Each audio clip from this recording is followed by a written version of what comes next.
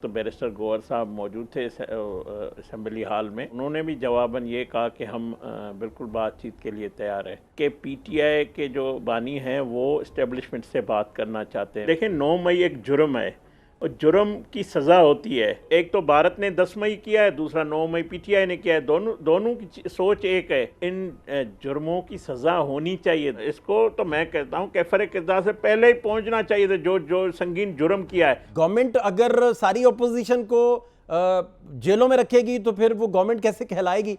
उसे गवर्नमेंट कौन कहेगा? और वो जो कहा जाता है कि ऑपोजिशन जो होती है वो गवर्नमेंट इन वेटिंग होती है, तो वो फिर वो कॉन्सेप्ट कहाँ जाएगा? खेलदास कोश्तानी हमारे साथ मौजूद हैं, स्टेट मिनिस्टर हैं, उन्हीं से ये सारी चीज़ें समझने की कोशिश करते हैं। बहुत शुक्रिया खेलदास कोश्तानी साहब। मैं जानना ये चाह रहा हूँ कि ऑपोजिशन को तो दीवार के साथ बिल्कुल दीवार में चुन दिया गया है। अभी देखें ना, स्पीकर अयाज सादिक साहब की जानिब से भी उमर अयूब अपोजिशन लीडर है, उनके खिलाफ इलेक्शन कमीशन ऑफ पाकिस्तान में रेफरेंस चला जाता है। तो 9 मई के जो केसेस का नतीजा आने का जो सिलसिला शुरू हुआ है वो तो इसके साथ है ना। क्या टेक है आपका सर इन सारे मामलों पे? बहुत शुक्रिया। देखें, मैं समझता हूँ कि वज़ीर आज़म शहबाज शरीफ साहब ने कौमी असम्बली के फ्लोर पे अपोजिशन को दावत दी, बशुम जो पीटीआई की क़यादत जो मौजूद थी, और उस वक्त बैरिस्टर गौहर साहब मौजूद थे असम्बली हॉल में।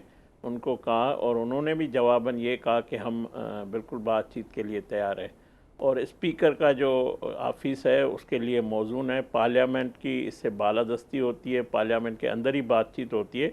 मगर फाज साहब, आपको पता है कि पीटीआई के जो बानी हैं वो इस्टेब्लिशमेंट से बात करना चाहते हैं, और हमेशा ये उनकी बहन की अलीमा खान की गुफ्तगू भी कुछ दिन पहले जो थी वो आपने सुनी कि जिस तरह वो मिन्नते तरले और जो कर रही थी, और जो उनकी बाकी लीडरशिप भी जब जेल से बाहर आती तो यही कहते कि हम इन लोगों से बात नहीं करेंगे। मगर आप देखें कि इस्टेब्लिशमेंट की तरफ से कभी भी इनको इस तरह की कोई गुफ्तगू की ना कोई मौका दिया गया है, ना ये मौजूदा इस्टेब्लिशमेंट या मौजूदा जो नहीं, मेरा मुद्दा है वो इस साहब, मेरा मुद्दा पढ़ना सिंपल चाहती है। बड़ा सादा सा है। अब देखिए ना कि अयाज सादिक साहब बड़े मोतबर हैं, बड़ा नाम है पाकिस्तान का, नून लीग का बड़ा नाम है, स्पीकर हैं। वो जब तहरीक इंसाफ इस्तीफे दे दिए थे तो वो इलेक्शन कमीशन को रेफरेंस ही नहीं भेज रहे थे उस वक्त उन इस्तीफों का, आपको याद होगा। फिर अभी आपके अपने हैं बाबर नवाज खान साहब, 82,000 लीड से हारे हुए हैं, और उनकी कंप्लेन पे इलेक्शन कमीशन ऑफ पाकिस्तान में अपने कौमी असम्बली के कायदे हिस्ब इख्तलाफ हैं, तहरीक इंसाफ का चेहरा है, फेस है वहाँ का, उनके खिलाफ रेफरेंस वहाँ भेज दिया है। तो ये पिक एंड चूज नहीं फिर होगा गवर्नमेंट की जानिब से? गवर्नमेंट अपोजिशन को मजीद ज़्यादा दीवार के साथ लगाने की कोई और इंडिकेशन क्या होती है दीवार से लगाने की गवर्नमेंट की जानिब से सर?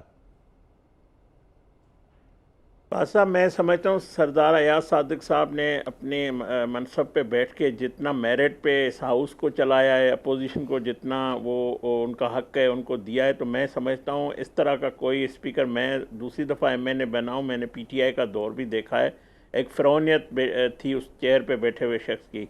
मगर अयाज सादिक ने जब भी अपोजिशन में या पीटीआई के एमएनएस पे कोई मुश्किलात हो, उनके जो एवन कोई भी इशू हो, उन्होंने मेरिट पे उनके काम किए। जो बात कानून की, देखें 9 मई एक जुर्म है और जुर्म की सज़ा होती है।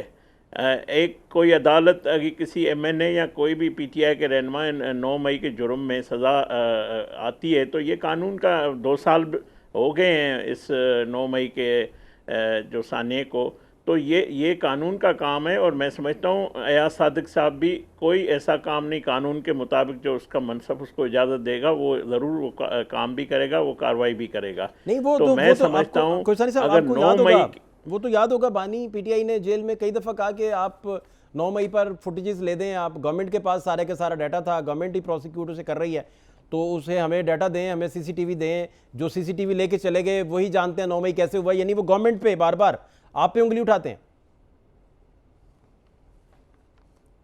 देखें, वो उंगलियां तो सब पे उठाते हैं, और जो उंगलियां उठाते हैं वो अब उसको अपने आपस में एक जब बंदा किसी की तरफ उंगली उठाता है तो कुछ उंगलियां अपने आप पे भी आती है, मगर वो अपने जो जुर्म है या जो किए हुए कारनामे उसको भी देखें। मुझे ये बताएं फाज साहब, कौन सा कानून ये इजाज़त देता है ये कि अपनी तनसीबात पे हमला करो। भुट्टो को फांसी हो गई, मोहतरमा शहीद हो गई, मैं नवाज शरीफ साहब 3 दफ़ा इक़्तिदार से निकाले गए, जलावतन किए गए, कभी भी हमारी लीडरशिप ने ऐसा कोई इक़दाम नहीं किया।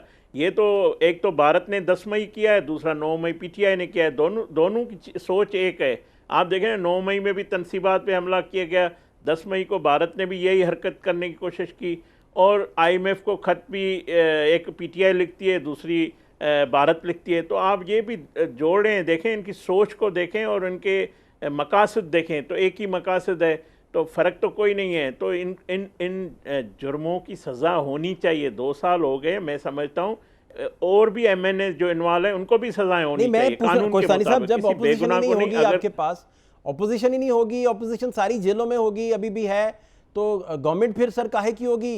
गवर्नमेंट तो पहचानी जाती है अपनी ऑपोजिशन से, चीज़ें तो अपनी रेसिप्रोकल से पहचानी जाती हैं, अपनी जिद से पहचानी जाती हैं ना, अंधेरा उजाले से पहचाना जाता है।